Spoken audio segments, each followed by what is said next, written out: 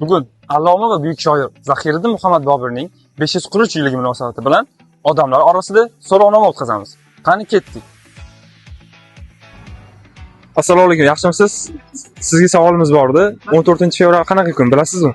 O'zbekistonda 14-fevral bugun Zahiriddin Muhammad Bobur shoirimizni tavallud topgan kunlari. Rahmat sizga kattakon. Yaxshi. Rahmat. Assalomu alaykum, mumkinmi? Sizga savolimiz bor edi. 14-fevral qanaqa kun, bilasizmi? 14-fevral buyuk bobomiz Zahiriddin Muhammad Boburning tug'ilgan kuni. Rahmat sizga kattakon.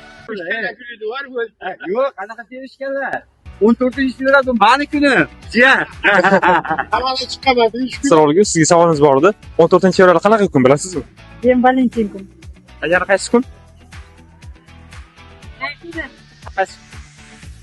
Ana tug'ilgan kuni bugun, Bobur Zahiriddin tug'ilgan kuni bugun. Rahmat, assalomu alaykum. Sizga savolimiz bor edi, mumkinmi?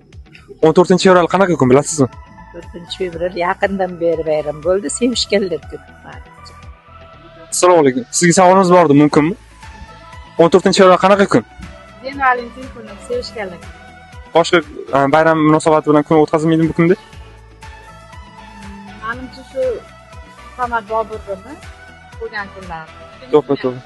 Rahmat kattakon. Tug'ilgan kuningiz bilan tabriklayman sizni.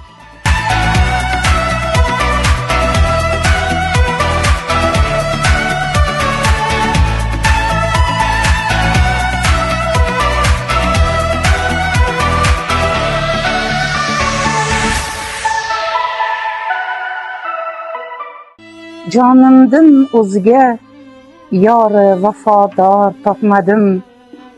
Ko'nglimdan o'zga mahrami asror topmadim. Jonimdek o'zga jonni dilafgor ko'rmadim. Ko'nglim kabi ko'ngilni giriftor topmadim. Axborot kutubxona markazida Zahiriddin Muhammad Bobur tavalludining 543-yilligi bag'ishlangan kitob ko'rgazmamiz tashkil qilindi. Zahiriddin Muhammad Bobur 1480-yil 14-fevralda Andijon shahrida tavallud topganlar. Bizning fondimizda Zahiriddin Muhammad Bobur juda ham ko'p kitoblari mavjud. Boburnoma asarlari, Ko'zidan boshida havodir, Qarozul finfroqida kitoblari ham mavjud.